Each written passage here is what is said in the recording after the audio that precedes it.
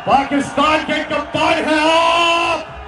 पाकिस्तान की पूरी दुनिया में पहचान है आप। इंपोर्टेड हुकूमत के लिए तूफान है आप। इमरान खान है आप।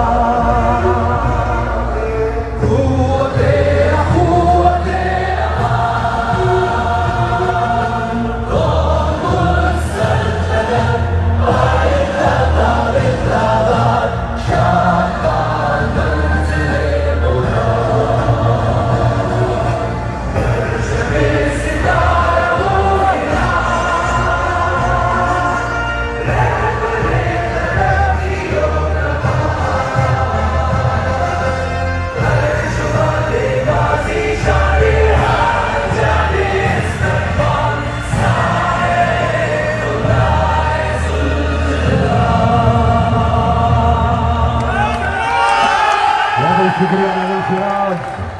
सब अपने अपने मोबाइल फोन निकाले।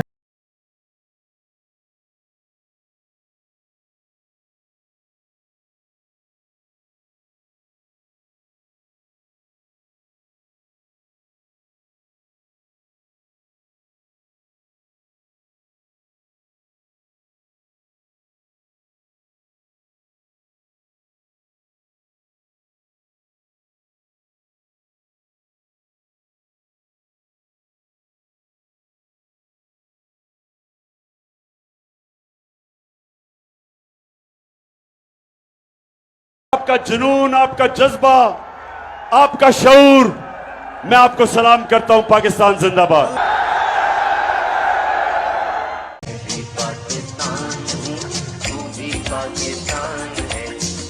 तू तो मेरी जान है, तू तो मेरी आन है, तू मेरा ईमान है। बिस्मिल्लाहिर्रहमानिर्रहीम। इय्याका नअबुदु व इय्याका नस्तईन। गुजरांवाला, मैं आज आपका खास शुक्रिया अदा करना चाहता हूं।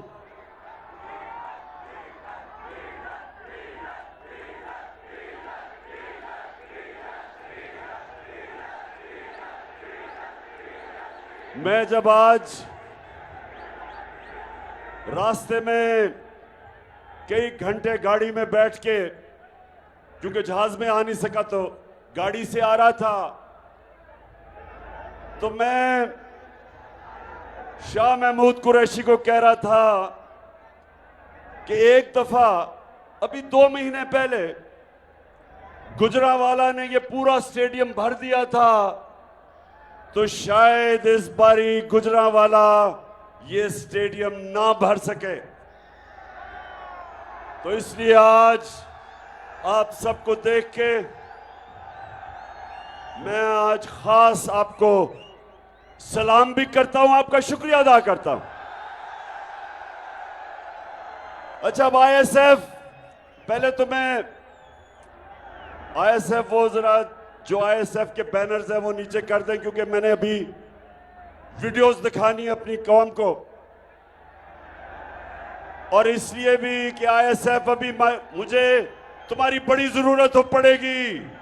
जो बातें मैं अभी करने लगा हूं और जो मैं अपनी कौम से आखिर में जो कौम की तैयारी करवा रहा हूं, मुझे इस कौम के नौजवानों की बहुत जरूरत पड़ेगी हकीकी आजादी के लिए। तो ये बैनर बंद कर दो ताकि लोग पीछे से देख सकें,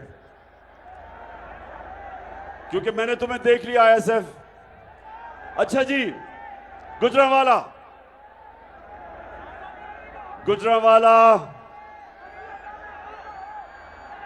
यहां मैं हर किस्म के लोग देख रहा हूं, नौजवान, ज्यादातर नौजवान, लेकिन जिस तादाद में ख्वातीन देख रहा हूं, मैं अल्लाह का खास तौर पे शुक्र अदा कर रहा हूं कि अल्लाह तूने मेरी कौम को जगा दिया। और जागी हुई कौम, शऊर वाली कौम, कौम जिसमें बेदारी आ जाती है, वो ही कौम अपनी हकीकी आजादी को छीनती है। और वही कौम जो हकीकी तौर पे आजाद होती है, वही कौम ऊपर जाती है, उसी कौम की परवाज ऊंची होती है। तो गुजरांवाला, आज मैंने आपसे कई बातें करनी है, लेकिन सबसे पहले मैं अपनी कौम को, 4 चीजें हैं जो इंसान को, कौम को हकीकी तौर पे आजाद करती है। 4 चीजें। तो गुजरांवाला, मैं नौजवानों, खास तौर पे आपके लिए, क्योंकि अल्लाह ने मौका दिया मुझे दुनिया में सफर करने का, हर किस्म के मुल्क मैंने देखा, दुनिया के माशरे मैंने देखे, लेकिन एक चीज मैंने देखी कि कभी भी कोई कौम, उसकी परवाज ऊपर नहीं जा सकती जब तक वो गुलामी की जंजीरें नहीं तोड़ती। और मेरी पूरी कोशिश है कि मैं अपनी कौम को आजाद करूं। तो 4 किस्म की चीजें, 4 किस्म की गुलामियां, 4 चीजें हैं जो हमें गुलाम रखती हैं। सबसे पहले ये याद रखें कि ला इलाहा इल्लल्लाह इंसान को आजाद करता है। जब ये अल्लाह के सामने, गुजरांवाला, जब ये दावा करते हैं कि अल्लाह तेरे सिवा कोई खुदा नहीं, तेरे सिवा अल्लाह मैं किसी के सामने नहीं झुकूंगा, ये सबसे पहला दावा आजादी का है। और मैं बार बार अपने लोगों को बताता हूं कि मेरे नबी सल्लल्लाहु अलैहि वसल्लम ने मदीना की रियासत में दुनिया की तारीख का सबसे बड़ा इनकलाब लेके आए। 622 और 632 के बीच में दुनिया की तारीख का सबसे बड़ा इनकलाब वो मदीना में लेके आए। तो मैं अपने नौजवानों, मेरी पूरी कोशिश है कि मैं अपने नबी सल्लल्लाहु अलैहि वसल्लम की, आपको उनकी जिंदगी, उनकी सीरत से आपको भी आजाद करूं, क्योंकि हम अभी तक हकीकी तौर पे आजाद नहीं हुए। अंग्रेज की गुलामी से तो कायदे आजम ने हमें आजाद कर दिया, लेकिन जो मौजूदा 4 किस्म की गुलामियां हैं, मेरी पूरी कोशिश है कि मैं अपनी कौम को आजाद करूं। तो सबसे पहली गुलामी, मेरे नौजवानों और मेरी बहनों, खास तौर पे मैं चाहता हूं, जिस तरह मेरी वालदा ने बचपन से मुझे बताया, मैं जब, हमेशा मुझे याद था कि मेरी वालदा मुझे बताती थी कि तुम्हें नहीं अंदाजा कि गुलामी क्या होती है। हमने अंग्रेज की गुलामी देखी है और बचपन से वो मुझे बताती थी और कितने फख्र से बताती थी कि आप एक आजाद मुल्क में पैदा हुए। तो जो सबसे बड़ी और बुरी गुलामी वो तो है कि आपके ऊपर कोई और मुल्क कब्जा कर ले और आपको गुलाम बना दे, जो अंग्रेज ने हमें बनाया। उससे हम आजाद हो गए। लेकिन जो दूसरी गुलामी वो क्या है कि वो एक दूसरा मुल्क आपको फतह किए बगैर गुलाम बना देता है। वो आपको रिमोट कंट्रोल करता है। कहते आप आजाद हैं लेकिन हुक्म बाहर से सुनते हैं। बाहर के मुल्कों की गुलामी करनी मेरी नजर में उतनी बुरी गुलामी है जितना आपके ऊपर कोई फतह करके आपको गुलाम रखे। तो गुजरांवाला जो मुझे हटाया गया वो इसलिए कि मैं तैयार नहीं था कि किसी और मुल्क से डिक्टेशन लूं, किसी और मुल्क मुझे हुक्म करे कि जनाब आप रूस से सस्ता तेल नहीं खरीद सकते, हिंदुस्तान खरीद सकता है। वो भी हमारे साथ आजाद हुआ था।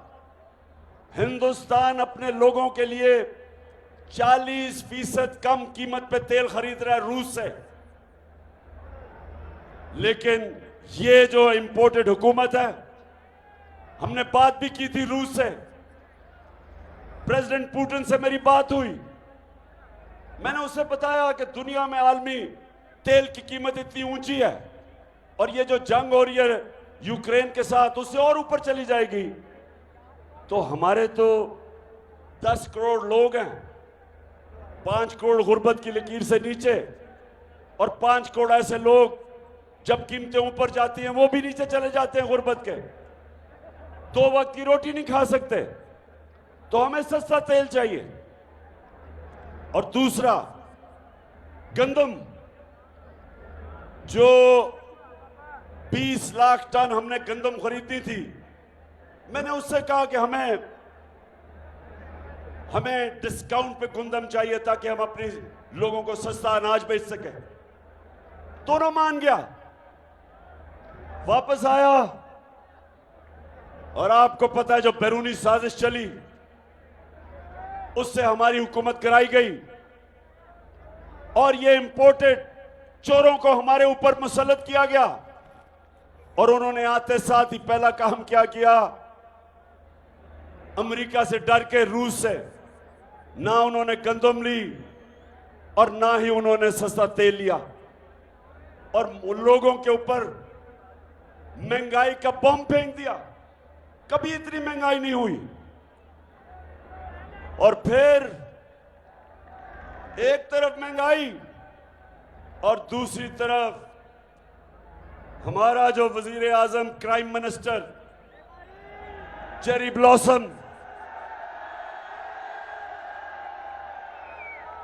दुनिया में चला गया पैसे मांगने के लिए।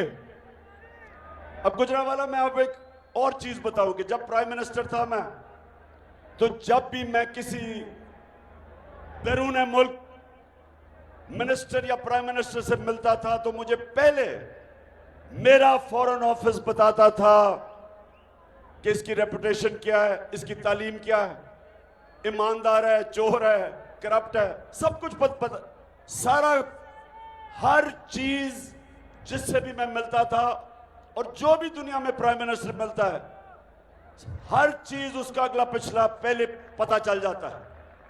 तो जब शहबाज शरीफ गया पैसे मांगने के लिए,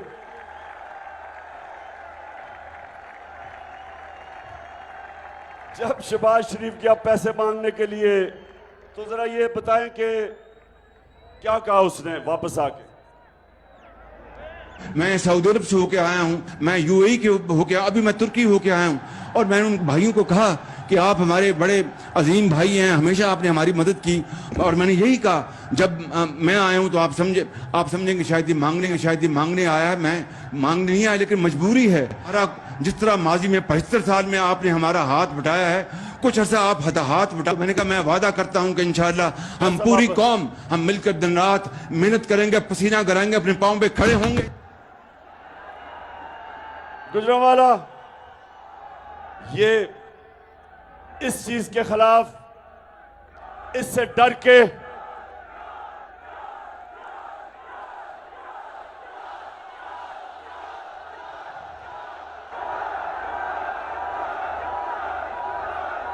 जो ये शहबाज शरीफ ने आपको नहीं बताया कि जी मैं आपसे पैसे मांगने आया हूं, मैं मजबूर हूं, पैसे वापस कर दूंगा। ये अभी आप घर इधर से जाएं, कोई मांगने वाला आपको मिलेगा, वो यही कहेगा कि मैं बड़ा मजबूर हूं, मैं मांगना नहीं चाहता लेकिन बड़ा मजबूर हूं। तो असल तो उससे पूछना चाहिए। अच्छा, अब जिधर ये मांगने गया, अब ये सुन लें, जो जो सरबराह शहबाज शरीफ को मिला, उन सबको पता होगा कि नवाज शरीफ और शहबाज शरीफ के अरबों डॉलर मुल्क से बाहर पड़े हैं। और इनका जो साथी है आसिफ जरदारी, अरबों अरबों रुपए की इनकी प्रॉपर्टीज बाहर हैं, उनको सब पता है। तो उनके सामने जब मांगने गए तो यही होना था। अच्छा, अब ये कल मिला है, ये जरा गौर से देखें पाकिस्तानियों, मैं आपको क्यों कह रहा हूं कि आपने मेरे से मिलके, मेरे साथ मिलके हकीकी आजादी की जद्दोजहद जहाद करनी है। मैं इसलिए कह रहा हूं कि मांगने वाले की दुनिया में कोई इज्जत नहीं है। आप जाके आजमा लें, मां बाप से तो कोई ज्यादा अपने बच्चों की फिक्र नहीं करता, लेकिन मां बाप के भी 2 बच्चे होंगे। एक बच्चा सारा वक्त मां बाप से पैसे मांगेगा, दूसरा उसी मुनी मां बाप का बच्चा खुददार होगा, नहीं पैसे मांगेगा। मां बाप भी उस बच्चे की इज्जत करेंगे जो पैसे नहीं मांगता, हाथ नहीं फैलाता। अच्छा, यूनाइटेड नेशंस का सेक्रेटरी जनरल आया कल, अब सैलाब आया हुआ है। अब सैलाब वो आया है सैलाब इलाके देखने के लिए, तो ये है अंग्रेजी में, लेकिन मैं बाद में आपको बता दूंगा वो क्या कहता है। ये जरा गौर से देखें इसको। Generous. Just your help to Pakistan will help helpless people.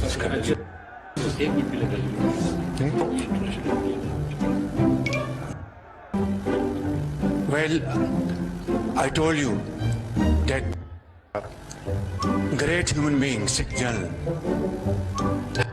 today language which is not only understood by the people of Pakistan, रुको जरा, सबर करो, but by all those who have a human heart.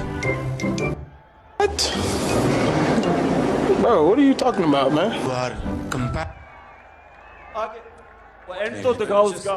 Your help to Pakistan will help helpless people in this country. Thank you.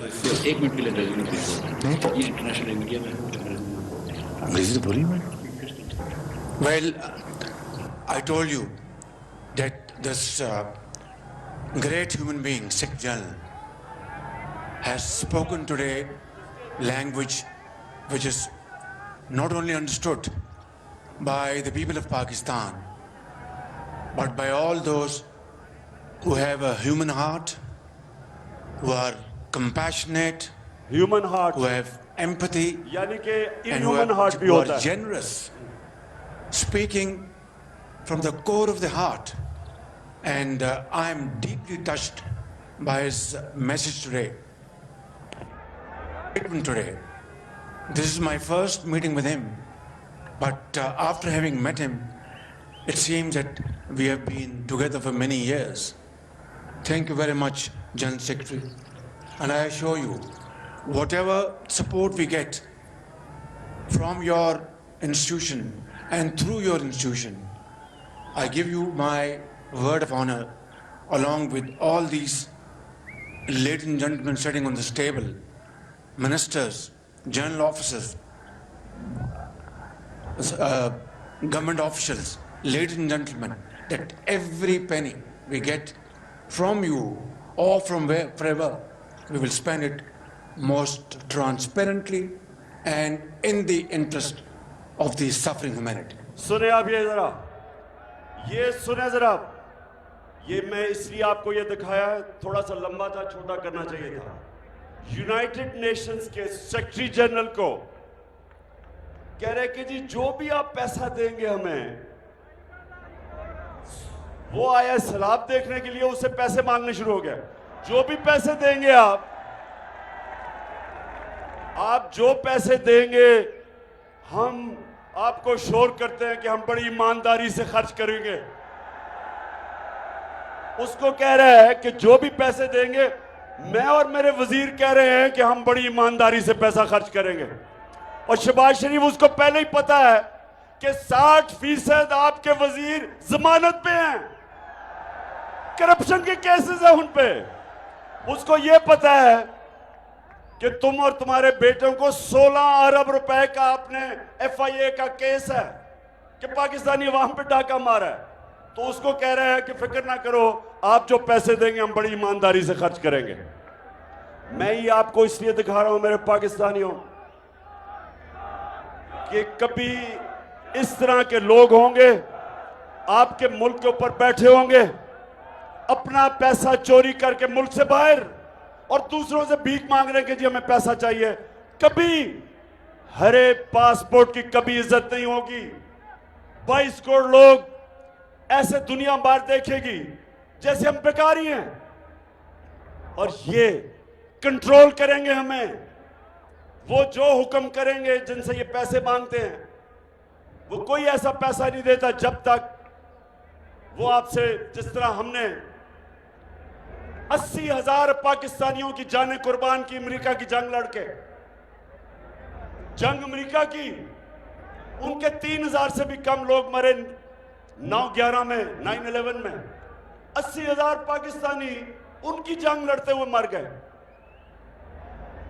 इसलिए कि इस तरह के हुक्मरान जो बाहर से प्रेशर आता है उनके सामने लेट जाते हैं और अपने लोगों का खून चूसते हैं और पैसा चोरी करके मुल्क से बाहर बड़े बड़े वहां महल्लात में रहते हैं। और इनको, इस तरह के लोगों को हमारे ऊपर मुसल्लत इसलिए किया गया कि इनके क्योंकि पैसे बाहर पड़े हैं, जो इनको बाहर से हुक्म मिलेगा वो ये करेंगे। वो आपकी बेहतरी नहीं सोचेंगे कि रूस से हम सस्ता तेल लेके अपनी कौम को सस्ता पेट्रोल और डीजल दें। वो ये देखेंगे कि पैसे मेरे बाहर पड़े हैं, जब चाहिए जब्त कर सकते हैं। इसलिए जो वो वहां का हुक्म आता है उनसे एड भी लेंगे और अपने कौम को इस्तेमाल होने देंगे। और यही वजह है कि पाकिस्तान अपने पैर पे नहीं खड़ा हो सका। हमें अपने मुल्क में इस्लाहत की जरूरत थी। हमें अपने मुल्क में अपने लोगों पे पैसा खर्च करना था। हमें अपने तालीमी निज़ाम ठीक करना था, लोगों की सेहत उसको देखना था। हमने अपने मुल्क में एक ऐसा इंसाफ का निज़ाम पैदा करना था ताकि सरमायाकारी हो, ताकि इन्वेस्टमेंट आए, ताकि नौकरियां मिले, खुशहाली आए। लेकिन उसके बजाय बाहर से भीख मांगो, अपने लोगों को लूटो और दूसरों की गुलामी करो। सितम के कोहे गरा रूई की तरह उड़ जाएंगे।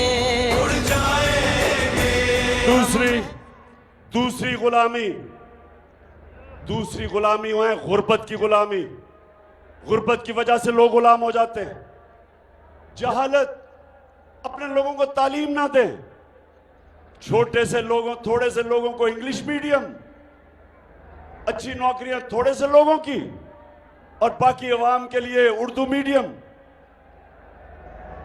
वो पढ़ के भी बेरोजगार।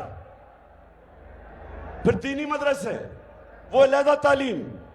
पहली दफा हमारे दौर में हमने एक पाकिस्तान में एक निसाब लाने की कोशिश की कि सारे लोगों के लिए मौके हों, सब ऊपर जा सकें, और वो तब होंगे जब एक निसाब होगा। और अब तक पहली दफा किसी हुकूमत ने कोशिश की थी। दूसरी चीज, हमने एहसास प्रोग्राम लेके आए। हम पहली दफा पाकिस्तान की तारीख में हेल्थ कार्ड लेके आए, हेल्थ इंश्योरेंस, 10 लाख रुपया हर खानदान के लिए कि किसी भी अस्पताल में जाके इलाज करवा सकते थे।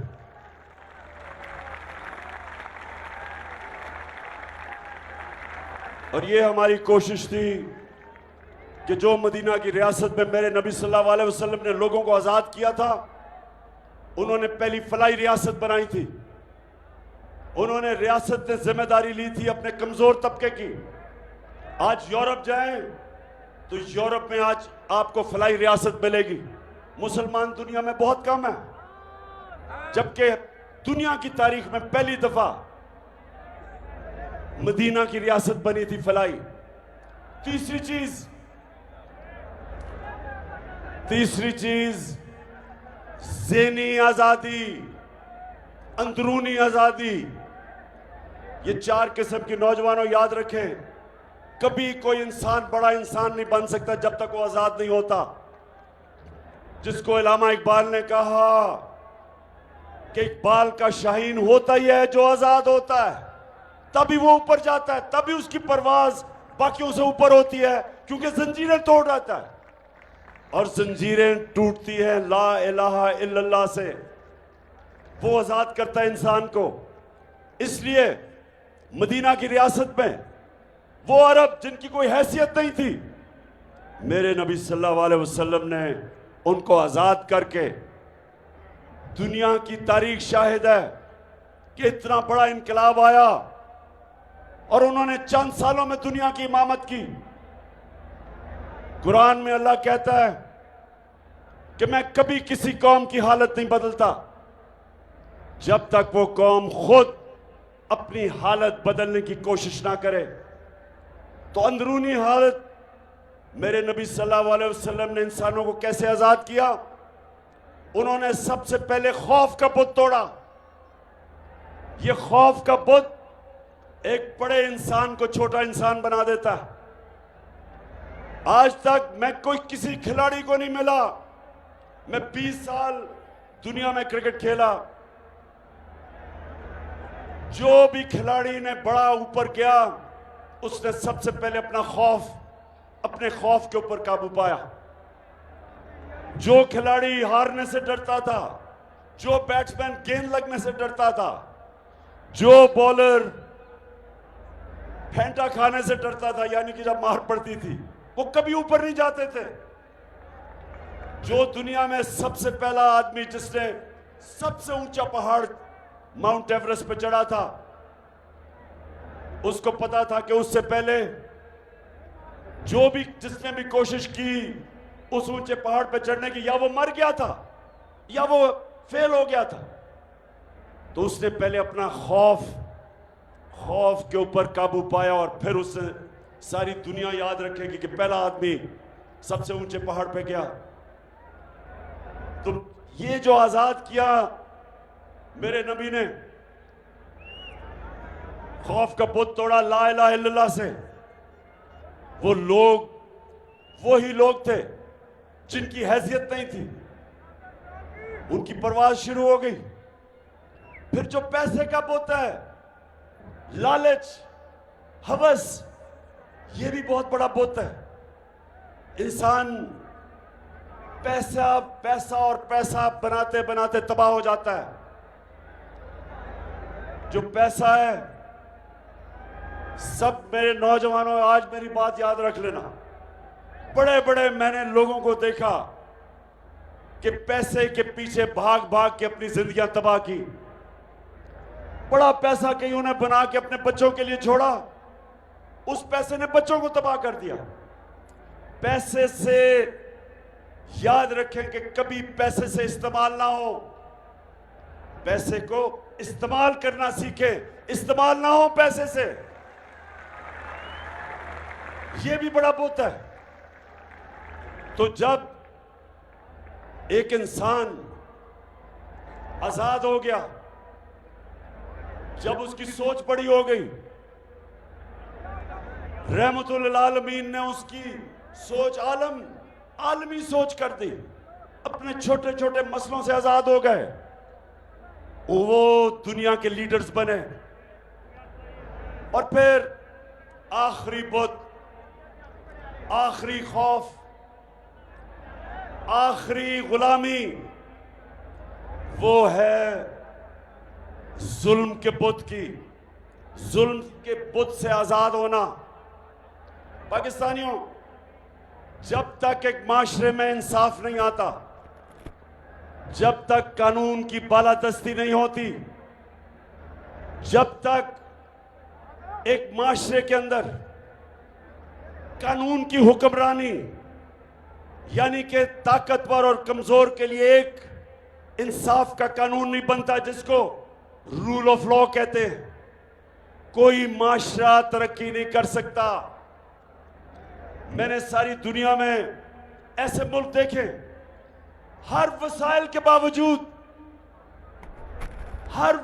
बावजूद गुर्बत में डूबे हुए हैं, क्योंकि वहां इंसाफ नहीं। जब मेरे नबी सल्लल्लाहु अलैहि वसल्लम ने कहा कि तुम्हारे से पहले बड़ी कौमें तबाह हुई, जिधर ताकतवर के लिए एक कानून, ताकतवर चोरी करे तो उसको एनआरओ और छोटे चोर को जेल में डालना, क्योंकि असल कौम ताकतवर डाकुओं से तबाह होती है, छोटे चोर से नहीं तबाह होती। साइकिल चोर, मोटरसाइकिल, गाय चोर, भैंस चोर, ये मुल्क तबाह नहीं करते, लोगों को तंग होते हैं। लेकिन जब उस मुल्क का वजीर आजम, उसके वजीर, जब वो पैसा चोरी करते हैं, मुल्क तबाह हो जाता है।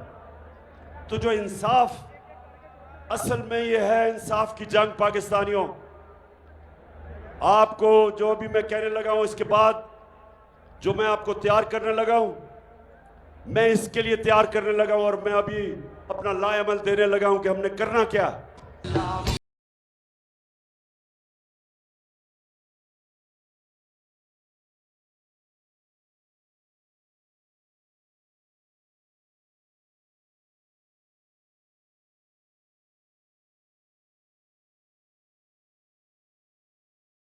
जब ये जो इंपोर्टेड हुकूमत है, जब से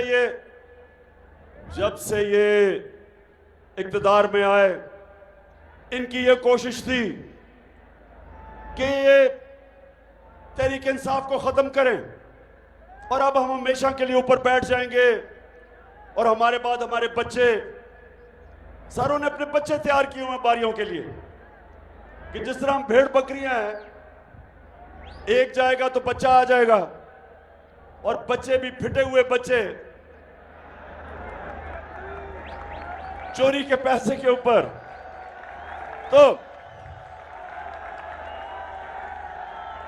तो मैंने पहले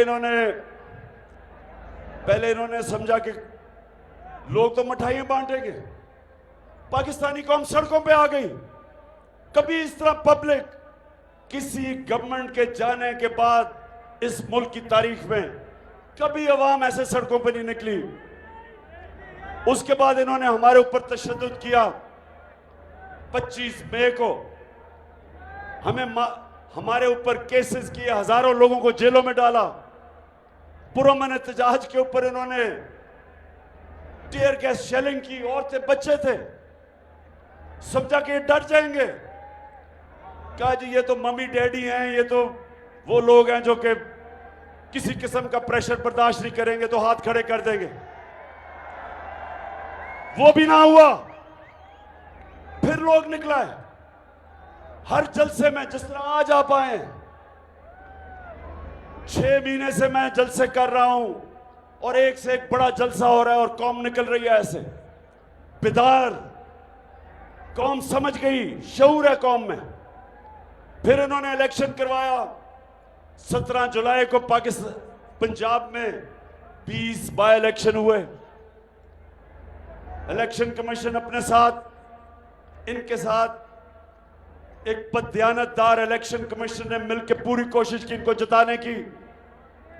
इंतजामिया तब इनके साथ थी, मिस्टर एक्स ने पूरी मदद की, सबके बावजूद हार गए, इलेक्शन हार गए। उसके बाद ये क्या कर रहे हैं, अब इनकी कोशिश है किसी तरह इमरान खान को मैच से डिस्क्वालीफाई किया जाए कि खेले ही ना, इसको किसी तरह नाअहल किया जाए, इसके ऊपर केसेस करो। हर किस्म के मेरे ऊपर केसेस किए, तौहीन मजहब का केस कर दिया। मदीना के अंदर ये शहबाज शरीफ और इसके वजीर गए, 27वीं रमजान थी, हम यहां शब दुआ कर रहे थे तो पता चला इनको वहां चोर चोर की आवाजें लग गई मदीना में।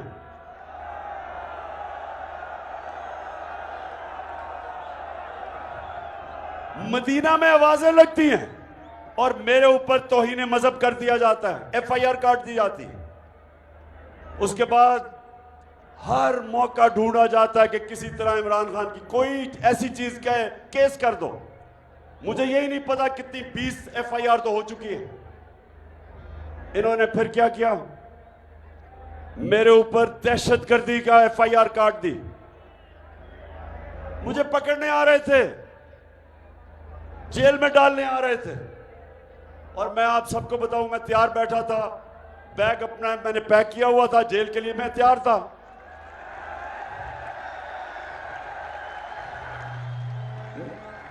मैं तो आपको कह बैठा हूं कि जेल तो मेरे लिए बड़ी छोटी चीज है। मैं इन चोरों के खिलाफ अपने मुल्क को हकीकी तौर पे आजाद करने के लिए अपनी जान की कुर्बानी देने के लिए तैयार हूं। अब मेरे ऊपर इन्होंने दहशतगर्दी का पर्चा कर दिया। वो क्या था, मेरा जो चीफ ऑफ स्टाफ था शहबाज गिल, उसको इन्होंने अगवा किया। 2 दिन उन्होंने इसको ऊपर तशद्दुद किया। उसके बाद पुलिस स्टेशन आया, अदालत के सामने उसको पेश किया गया। उसने मुझे वकीलों के जरिए पैगाम भिजवाया कि इन्होंने मेरे ऊपर इतना तशद्दुद किया और सिर्फ एक चीज चाह रहे थे कि इमरान खान के खिलाफ कोई स्टेटमेंट दो। और उसने कहा कि मैं और तशद्दुद बर्दाश्त नहीं कर सकता। उसने कहा कि इन्होंने मुझे नंगा करके मेरे ऊपर तशद्दुद किया।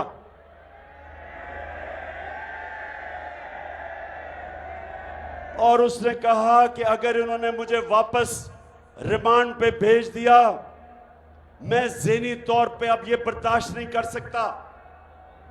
तो उसके ऊपर मैंने कहा था, जब उसको रिमांड पे भेजा गया तो मैंने तो उसके ऊपर कहा कि इसके ऊपर कानूनी कार्रवाई करेंगे,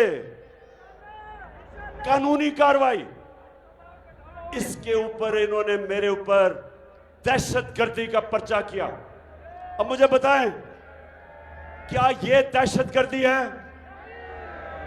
अब मैं ये सिर्फ आपको दिखाऊंगा कि मैंने क्या देखा जब मैंने ये स्टेटमेंट दी कि हम कानूनी कार्रवाई करेंगे। ये जरा देखें कि उसका हाल क्या था।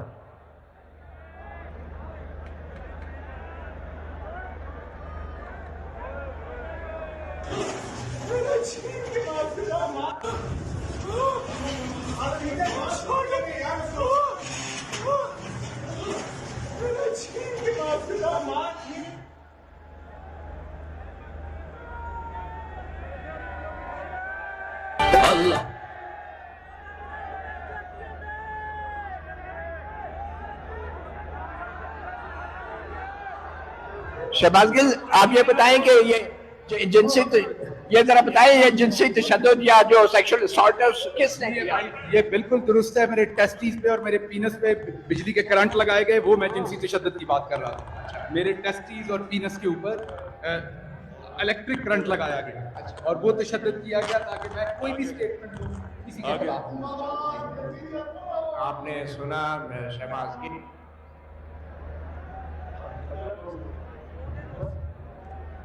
बस ये मैं आपको ये जरा गौर से इसलिए मैंने आपको यह दिखाया, बस करो, मैंने आपको इसलिए दिखाया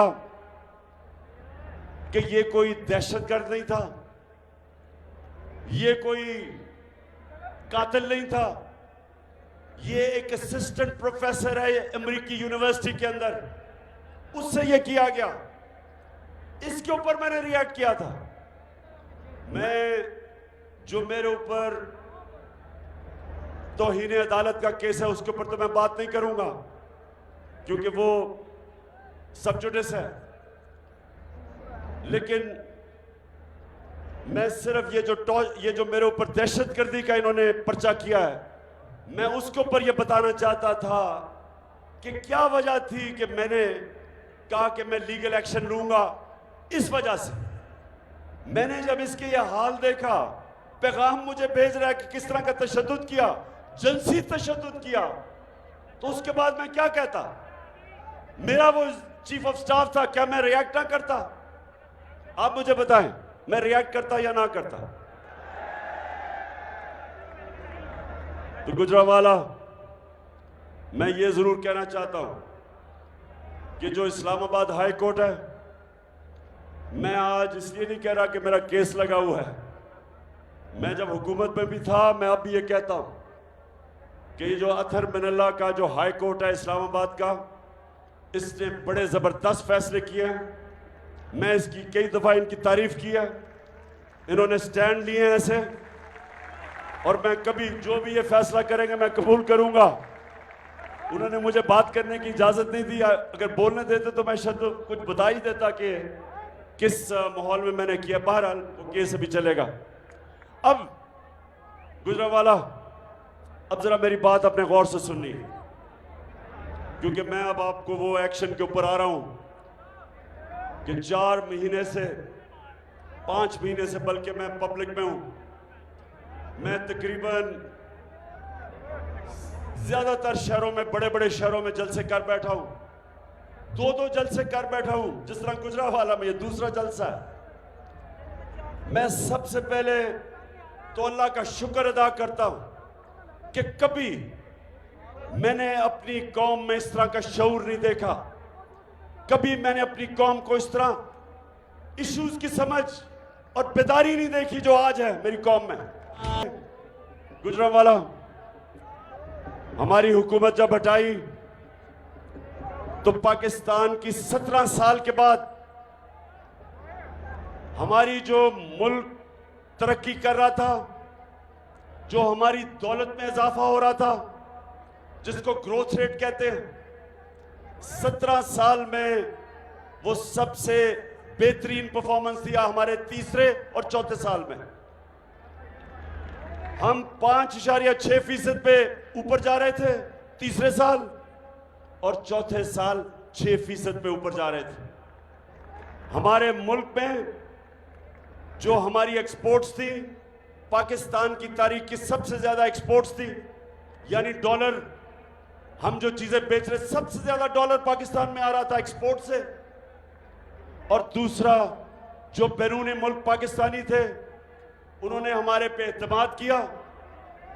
पाकिस्तान की तारीख में सबसे ज्यादा उनका डॉलर आ रहा था, रेमिटेंसेस आ रही थी, सबसे ज्यादा टैक्स कलेक्शन थी। हमने सबसे ज्यादा पाकिस्तान की तारीख में आमदनी हमारी थी, टैक्स कलेक्शन थी। हमारी 4 जो बड़ी बड़ी फसलें थी, हमारे 2 साल में रिकॉर्ड पैदावार थी। और ये इमरान खान नहीं कह रहा, ये जो इस हुकूमत ने, जो इकोनॉमिक सर्वे ऑफ पाकिस्तान, जो ये हुकूमत माइशत के ऊपर जो एक पेपर पब्लिश करती है, उसके मुताबिक ये सारी चीजें मैं आपको बता रहा हूं। जब से ये आए हैं पाकिस्तानियों, जब से ये आए हैं, सबसे पहले तो इन्होंने बिजली और पेट्रोल और डीजल की कीमत आसमानों पे चढ़ा दी। हम जब हम जब इक़्तिदार में थे, सुन ले, मुझे पता है डीजल। हमने क्या किया? हमारे दौर में तेल, ये जरा गौर से सुने ताकि आप में शऊर है, आपको समझ आए कि मुल्क के इश्यूज की आपको समझ आए। हम जब इक़्तिदार में थे, आलमी मार्केट में तेल $103 से $115 पे गया। आज तेल आलमी मार्केट में $90 का है, उससे सस्ता है। हम पेट्रोल ₹150 लीटर पे दे रहे थे और फजल रहमान को ₹145 लीटर पे दे रहे थे। इसलिए हमने कोशिश की कि जब आप पेट्रोल और डीजल बढ़ाएंगे सब कुछ बढ़ जाता है, लेकिन हम चाहते थे कि जब ये चीजें बढ़ाएं तो मेरे लोगों के ऊपर बोझ पड़ता है। लोग गुर्बत की लकीर के नीचे चले जाते हैं जब महंगाई होती है। तो हमने अपने लोगों को महंगाई से तहफ़्फ़ुज़ दिया। हमने और जगह से पैसे लिए, हमने वो पैसे से कम कीमत पे तेल, पेट्रोल और डीजल और बिजली कम कीमत पर लोगों को दी कि लोगों पे बोझ ना पड़े। उसके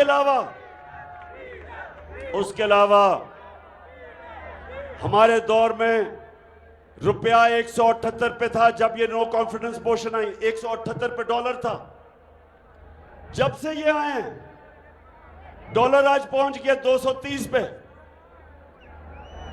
इसकी वजह से मजीद महंगाई, आज पेट्रोल और डीजल 240 तक पहुंच गया। आज बिजली जो हमारे दौर में 18 रुपए यूनिट थी, आज वो 36 रुपए यूनिट कहते हैं। टैक्सेस मिला के 55 रुपए यूनिट पे बिजली मिल रही है, 3 गुना ज्यादा। सवाल ये है कि कौन सी क़यामत आई थी कि इतनी महंगाई हो गई? क्या हुआ था कि इतनी चीजें महंगी कर दी? जब इन्होंने सारी कैंपेन 3.5 साल हमारे खिलाफ सिर्फ एक चीज पे की, महंगाई। सारा वक्त महंगाई का शोर। और मैं आज वो मीडिया हाउसेस, वो सहाफी, वो लिफाफे वाले, मैं सबसे पूछता हूं कि आज आपको क्यों नहीं महंगाई नजर आ रही? आज क्यों नहीं आप लोगों के पास जाके पूछ रहे कि जी बिजली का बिल आप दे सकते हैं, या आप क्यों नहीं पूछ रहे? आटा हमारे जमाने में 50 रुपए किलो था, आज तकरीबन 100 रुपए पे पहुंच गया किलो, दुगना हो गया आटा। तो 4 महीने में कौन सी इतनी बड़ी क़यामत आई कि कीमतें आसमानों पे चली गई और मायशत तेजी से नीचे जा रही है। आईएमएफ आज ये कहता है कि पाकिस्तान में अभी बिजली की कीमत मजीद और बढ़ेगी। आईएमएफ कह रहे हैं कि मायशत सुकड़ती जा रही है, जो हमारे जमाने में बढ़ रही थी वो कम होती जा रही है। आईएमएफ कह रहा है कि पाकिस्तान श्रीलंका की तरफ जा रहा है, सड़कों पे इंतशार होने जा रहा है। ये मैं नहीं कह रहा, आईएमएफ कह रही है, क्योंकि बेरोजगारी बढ़ रही है। जो इंडस्ट्री में हमारी बढ़ रही थी तेजी से, वो नीचे जा रही है। किसानों के लिए जो ट्यूबवेल में बिजली की कीमत, जो डीजल की कीमत, किसानों के लिए जो खादों की कीमत, डीएपी की कीमत, तो सारों को नजर आ रहा है कि अगले हम वो उस तरह की पैदावार हमारी अब नीचे जाएगी। तो इसलिए मेरा आज सवाल है कि जिन लोगों ने साजिश करके इनको हमारे ऊपर मुसल्लत किया, मैं उन सब से पूछता हूं कि क्या आपको पाकिस्तान की फिक्र नहीं? क्या आपको खौफ नहीं आ रहा कि हमारा मुल्क किधर जा रहा है? और क्या ये जो ऊपर बैठे हुए हैं, क्या कोई भी अब ये समझता है कि ये मुल्क को निकाल सकते हैं इस दलदल से? क्या कोई आप सामने समझते हैं कि वो जो शहबाज शरीफ हम इश्तिहारों के अंदर बड़ा कारनामे करता था, अरबों रुपए के इश्तिहार खर्च करके, कोई भी आप समझता है कि ये मुल्क को इस दलदल से निकाल सकता है? ये मजीद और हम नीचे जा रहे हैं। और इसलिए जो हम कहते हैं कि जब तक इस मुल्क में साफ और शफाफ इलेक्शन नहीं होते, जब तक सियासी इस्तेकाम नहीं आता, तो माइशत इसी तरह नीचे जाती रहेगी। माशी इस्तेकाम आएगा सियासी इस्तेकाम से। और इसलिए मैं अपनी सारी कौम को आज एक पैगाम देने आया हूं। ये मैंने एक फैसला किया था कि गुजरांवाला जलसे में मैं अपनी कौम को एक कॉल दूंगा। मैं अपनी कौम को तैयार करूंगा कि हम अपने आप को इनसे हकीकी तौर पे आज़ाद करें। और कौम तब आज़ाद करेगी जब कौम अपनी आज़ादी छीनेगी। और जो मैं अब देख रहा हूं, मैंने ये फैसला किया कि मैं अपनी सारी डिस्ट्रिक्ट की तंजीमों को, सारों को मैंने खत लिखा है कि तैयार हो जाओ, अपनी डिस्ट्रिक्ट्स में लोगों को मोबिलाइज करो और इंतजार करो कि जब मैं कॉल दूंगा। और जब मैं कॉल दूंगा सबने तैयार होना है, सारे पाकिस्तान ने तैयार होना है। खुदा करे सदा हरी भरी रहे, ज़मीं की गोद रंग से उमंग से भरी रहे, ज़मीं की गोद रंग से उमंग से भरी रहे। मैं जो चाहता हूं कि मेरी नौजवान, मेरी ISF यानी स्टूडेंट्स, मेरी ख्वातीन, मैं चाहता हूं सारे, मेरी तंजीमें सब तैयारी करें। और आप तैयारी करें कि मैंने अब आपको कॉल देनी है और कभी भी मैं दे सकता हूं। मैं अपनी तैयारी कर रहा हूं और मैं इस नतीजे पे आ गया हूं कि सारा जो मैंने 5 महीने में देखा, मेरी पूरी कौम तैयार बैठी। लोग तैयार हैं, लोग तैयार हैं कि अगर साफ और शफाफ इलेक्शन ये नहीं करवाएंगे तो लोग तैयार हैं पाकिस्तान की सड़कों पे आके पुरअमन एहतजाज करके यहां जबरदस्ती इलेक्शन करवाएंगे हम। क्योंकि हमें नजर आ रहा है कि इलेक्शन से भाग रहे हैं। आपको पता है बाय इलेक्शन कैंसिल कर दिए, 2 दिन पहले इलेक्शन कैंसिल कर दिए, क्योंकि इनको खबर आ गई थी कि जिस तरह ये पहले हारे हैं उससे भी बुरी तरह हारेंगे, इसलिए ये इलेक्शन से भाग रहे हैं। और इसलिए हमने इनको इलेक्शंस पे लेके आना है। तो मैं अपनी सारी आज पार्टी को तैयार कर रहा हूं, सारी मेरी पार्टी तैयार हो जाओ। ये जो अब मेरी कॉल होगी, ये इंशाल्लाह पाकिस्तान को, ये मेरे पाकिस्तानियों को, मैंने जो देख लिया ऊपर से लेके नीचे तक सब तैयार बैठे। क्यों गुजरांवाला तैयार हो? फिर से तू अड़ जा, फिर से तू डट जा, फिर से वो बल्ला घुमा।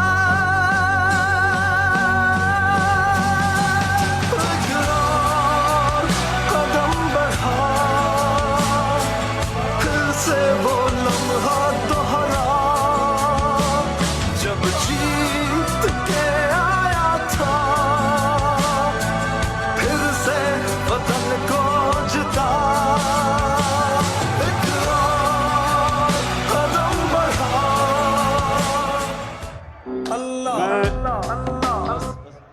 मैं आखिर में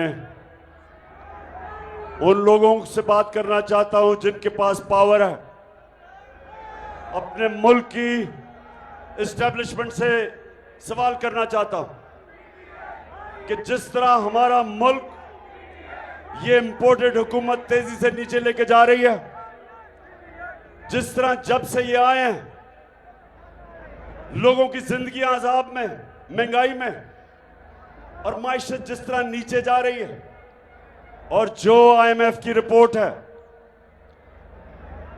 मुझे पता है कि आप कहते हैं वो आप न्यूट्रल है, लेकिन कौम आपको जिम्मेदार ठहराएगी अगर ये मुल्क इसी तरह नीचे जाता रहा। कौम आपको जिम्मेदार ठहराएगी कि आप रोक सकते थे इस मुल्क को इस दलदल में फंसने की, और आपने कुछ नहीं किया। ये कौम आपको जिम्मेदार ठहराएगी अगर हमारी माइशत नीचे गई, वो डायरेक्टली हमारी नेशनल सिक्योरिटी को असरअंदाज होगी, क्योंकि जैसे जैसे माइशत नीचे जा रही है हम और मजबूर होते जा रहे हैं बैरूनी ताकत के। जो भी अब पैसा देगा, जो भी पैसा देगा, वो हमारे से वो चीज मांगेंगे जो हमारी नेशनल सिक्योरिटी को असरअंदाज होगी। तो इसलिए अभी भी टाइम है, इस मुल्क को नीचे जाने से बचाएं। और मैं आज आप सारी कौम के सामने कह रहा हूं कि जो इस मुल्क को इंशाल्लाह हमें अगर जब भी अल्लाह मौका देगा, मैं आज आपको कह रहा हूं कि अब कोई दूसरा मुल्क पाकिस्तान को इस दलदल से नहीं बचाएगा। जो हमें इस दलदल से निकालेंगे वो 1 करोड़ हमारे बैरून मुल्क पाकिस्तानी हैं, वो हमारा जो बाहर पाकिस्तानी बैठा है, इंशाअल्लाह इनको, अभी तो इनकी सिर्फ रेमिटेंस आ रही है। हमने जिस दिन इस मुल्क में इनकी सरमायाकारी ले आए, 1 करोड़ में से 5 लाख पाकिस्तानियों ने भी, बैरून मुल्क पाकिस्तानियों ने इस मुल्क में सरमायाकारी शुरू कर दी। हमारे पास इतने डॉलर आ जाएंगे कि हमें कभी किसी के सामने हाथ फैलाना नहीं पड़ेगा।